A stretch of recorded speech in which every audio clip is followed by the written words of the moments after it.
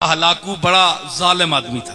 اللہ کے جو کھیل ہے اور کس سیکنڈ میں وہ بدلتا ہے اور مظلوم کی آہ پہنچتی ہے. دیکھیے آپ, یہ ظالم اتنا تھا کہ اس نے بغداد پر حملہ کیا تو ہزاروں لاکھوں حتیٰ کہ نجم الدین کبرا جیسے ولی کامل کو شہید کر دیا. اور ان کی وفادار دیکھیے کہ اس کو پتا تھا اللہ کا مقبول ہے, تو اللہ کی بارگاہ میں اس نے اگر بددعا دی تو مجھے شاید مار ہی نہ دے اللہ. اس نے پہلے کہلا کر بھیجا, نجم الدین کبرا میں بغداد پر حملہ کرنے والا ہوں, بہتر ہے کہ آپ یہاں سے نکل جائیں, میں بغداد پورے کو تہہ تیغ کروں گا. حضرت نجم الدین کبرا نے بھی فرمایا, ہلاکو میں ایک اللہ کا عاجز بندہ ہوں, میں نے اس شہر میں بغداد کے شہر میں 40-50 سال ان لوگوں کے ساتھ گزارے ہیں. یہ وفا کے خلاف ہے کہ آج تو مجھے بچا کر لے جائے اور ان کو مار دے. میں ان کے ساتھ مروں گا, اگر چھوڑے گا تو ان کو بھی چھوڑے گا, نہیں تو میں بھی مروں گا. ظالم تھا, اس نے حضرت نجم الدین کبرا کو بھی شہید کر دیا. یہ وہ نجم الدین کبرا ہیں جو امام راضی کے مرنے کے وقت اس کے قبر سرانے پہنچے, جب شیطان نے امام راضی کو ورغلا دیا تھا اور 360 دلیلیں امام راضی نے اللہ کے وجود پر دی تھی جی, تو اخیر شیطان نے غالب آ گیا, شیطان امام راضی چپ ہو گیا. تو ان دنوں امام راضی جو ہے کتابوں کو چھوڑ کر دنیا معرفت میں اور اللہ کے مقبولوں کے ساتھ ان کا رابطہ ہو گیا تھا, اور ملاقات ہوئی تھی تو یوں خیال کیا کہ نجم الدین کبرا آج تو کہاں ہے.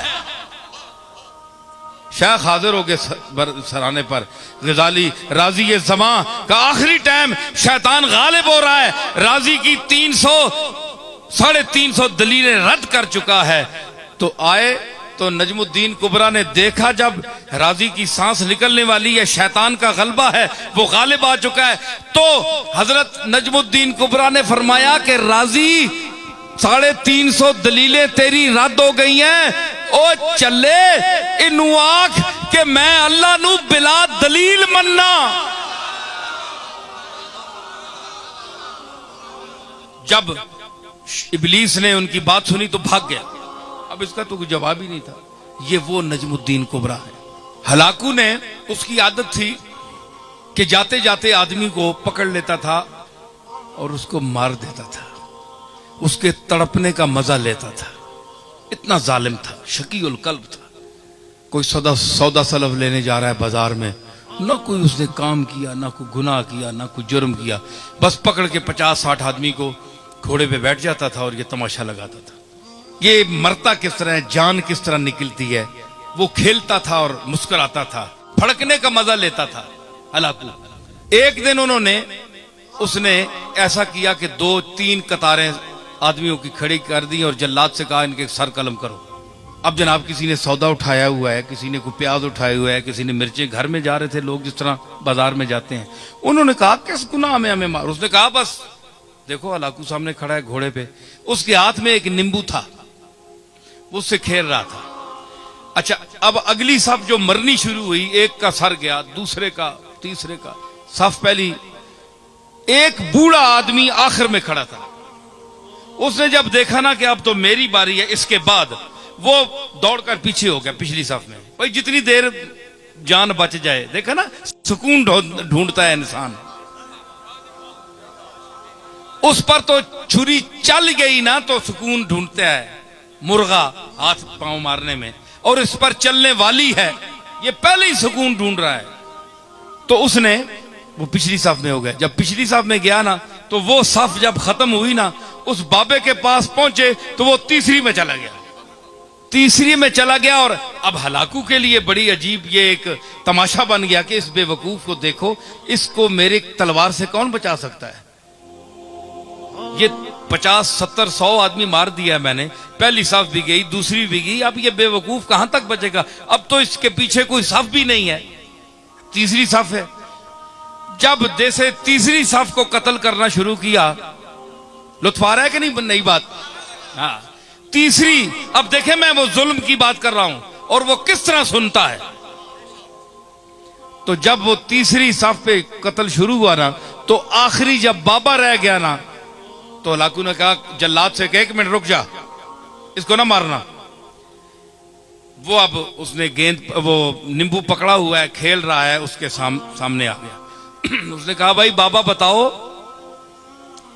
کہ پہلی صف میں تو بھاگ کر دوسری آیا صف میں، دوسری صف میں جب آخری وہ نوبت آئی اس تک تو تو تیسری میں آ گیا، اب بتا تجھے کون بچائے گا، اب کدھر جائے گا؟